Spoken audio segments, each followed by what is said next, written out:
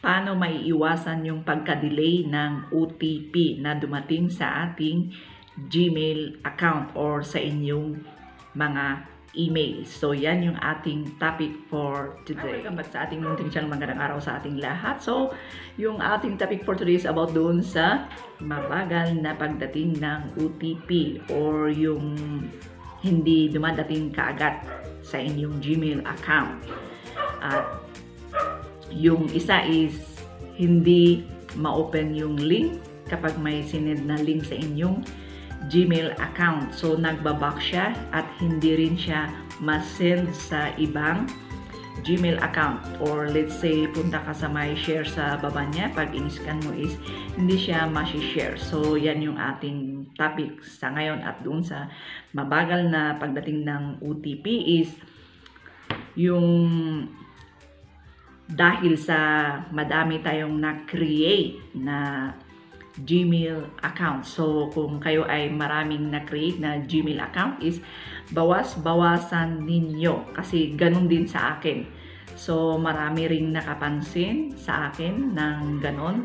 Maraming Gmail na nagawa. So, nung gumawa kami sa school is, hindi nakaka-receive ng OTP at saka mabagal dumating yung OTP. So, yan yung first na tips ko na i-share sa inyo. Kapag kayo ay madaming na-create na Gmail account is bawas-bawasan nyo.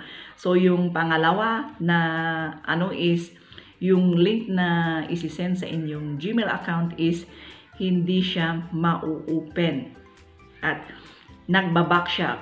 Just in case, i-click mo sana yung link is hindi siya hindi siya ma-open, magbaback siya. And then, kapag i-share mo naman or sa baba, pag i-scroll down mo is punta ka sa my share para i-share sa ibang Gmail is hindi rin siya pwede na ma-share sa ibang Gmail account. So, yan yung nangyari kasi sa atin nung may sinend yung school ng aking panganay na link at hindi namin ma-open. Kaya gusto kong i-share sa inyo para sa ganun is magkaroon din kayo ng idea about doon sa pag-create ng madaming Gmail account. So, yun yung bad na effect niya kapag madami tayong na-create na Gmail account. So, yung hindi nyo ginagamit, pwedeng tanggalin ninyo yung Gmail na hindi na ninyo kailangan. Kung nagamit na ninyo is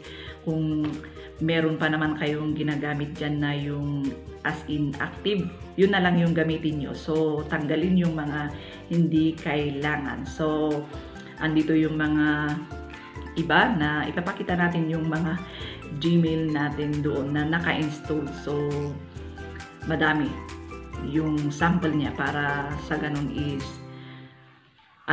makita ninyo kung gaano kadami. Pero binawasan ko na at saka natanggal na yung iba. Okay, so, ayan siya, yung sample na madaming Gmail na na-create. So, yan yung ating example doon. So, I hope na nakatulong sa inyo yung ating tips for today kung bakit mabagal yung ating OTP dumating at saka yung mga link na nasisend. So, thank you for watching and see you sa susunod na videos natin.